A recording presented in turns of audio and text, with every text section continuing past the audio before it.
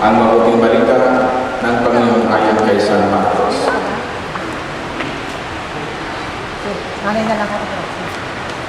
May nagdala ng mga bata kay Jesus upang hilingin ipatong niya ang mga ito ang kanyang mga kamay, ngunit pinagbikaan sila ng mga dagat. Nagalit si Jesus at nang makita ito at sinabi sa kanila, "Pabayaan niyong lumapit sa akin ang mga bata, huwag ninyo silang sawayin sapagkat sa makatulad nila naghahari ang Diyos. Ito ang tandaan ninyo, ang sinumang hindi tumatanggap sa paghahari ng Diyos tulad ng isang maliit na bata ay hindi kawagilan sa mga pinag-arihan niya." At kinalang ni Jesus ang mga bata ay pinatong ang kanyang mga kamay sa kanya at pinagpala siya. Ang mabuting balita ng Panginoon.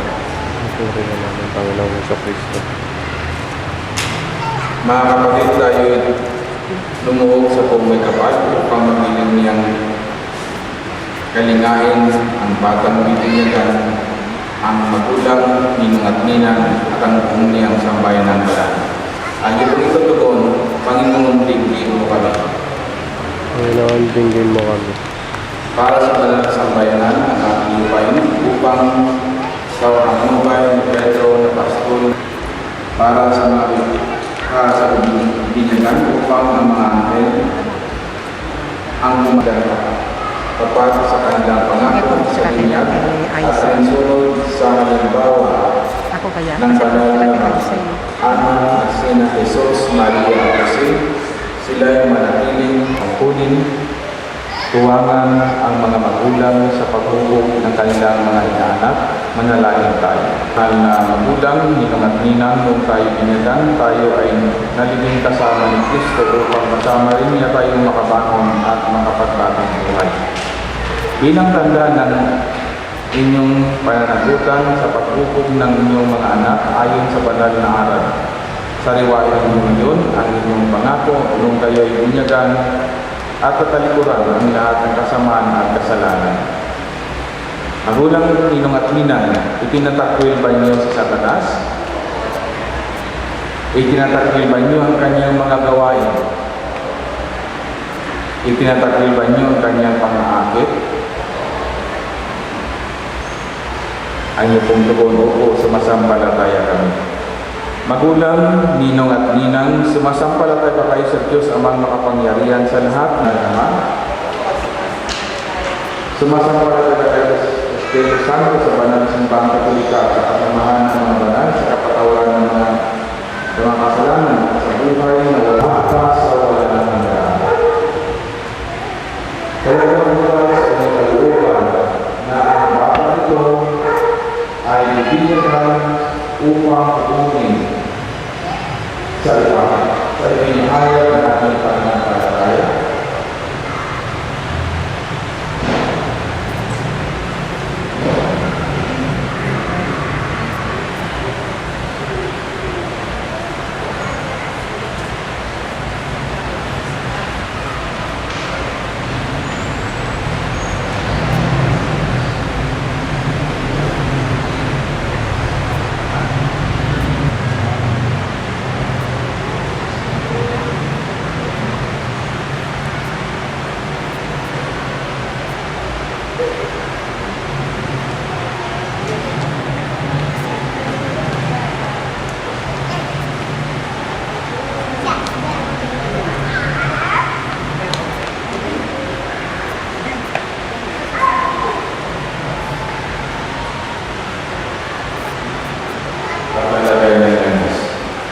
Ay naganap na ang Diyos Ama ng Panginoon sa Kristo ang inyong pagsilang sa tubig at Espiritu Santo. Ang pagpapahuli ng langis ay napagkilala ng panglukod ng Espiritu Santo sa muling sinilang sa binyan. Maging matapagawa ang baka nito sa kanyang kapatid sa kay Kristong Hari at Propeta ngayon at magpakailanman. Amen.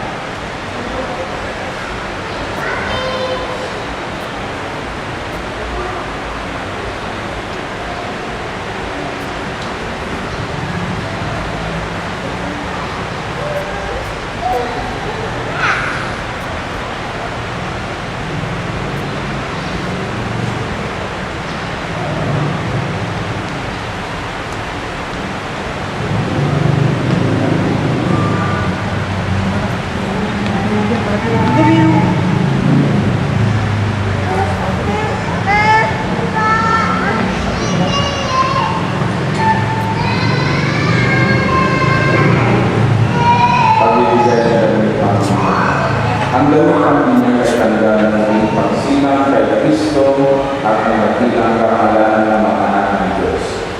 Naway manatiling wagas at walang bakitulis ang kanyang karangalan hanggang makamuli ang buhay na walang hanggan.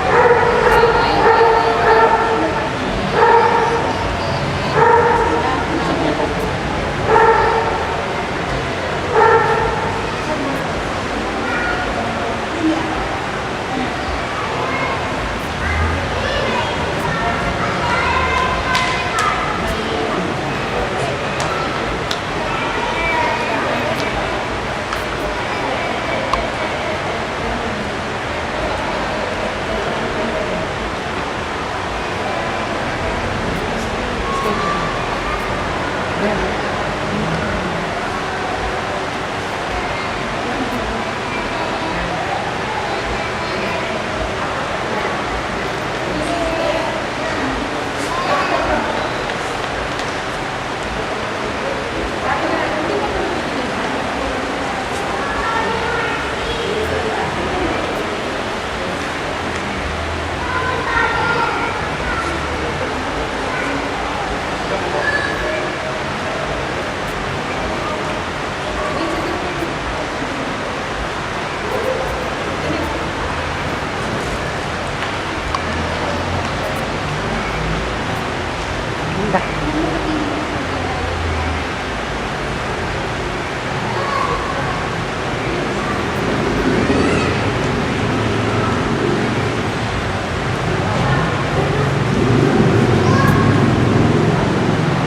Pagbibigay ng kandilang nagkakalinis. Ang ilaw na ito ay tanda ng liwanag ng Kristo at tinanggap ng mga bagong binyag sa tulong ng magulang ni Marlina, naway mag-alap sa kanyang puso diwa hanggang sa pagbabalik ng Kristo ang ating Panginoon. Amen. Naging na tayo ng kaliwanagan kay Kristo. Tumulog tayo ngayon sa Ama na lupayo na liwanagan at buhay